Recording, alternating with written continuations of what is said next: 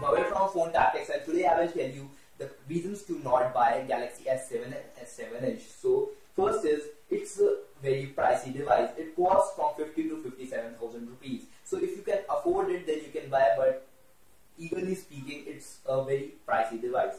Second is it's a fingerprint magnet. The back is made out of glass, so it attracts fingerprints very quickly. You have to clean it quite a bit. Another is auto brightness system is very buggy, so you have to keep adjusting your brightness. So it's very buggy. So another is limited functionality of on-screen display.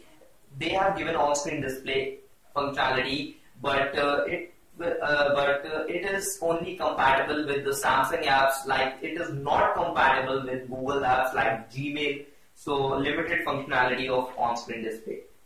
Another is speaker quality. Speaker quality is good, but speaker loudness is not that much. It's a decent speaker, but speaker quality could have been better. Another is the fingerprint sensor. Fingerprint sensor is improved from Galaxy S6, but if you compare it with the Nexus flagships or the iPhone, that is iPhone 6s or Nexus 6P, then it is a bit slow. It recognizes your finger from 80 to 85% of time. So another is IR Blaster is not present. The person who use IR Blaster to control AC or your TV, so that's a concern for that users, that IR Blaster is not present. So last con is that it's a very slippery device.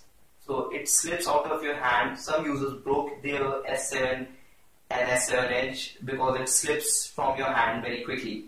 So I will end my video. If you like this video, do hit the like button and do subscribe if you haven't already. I hope to see you in my next video.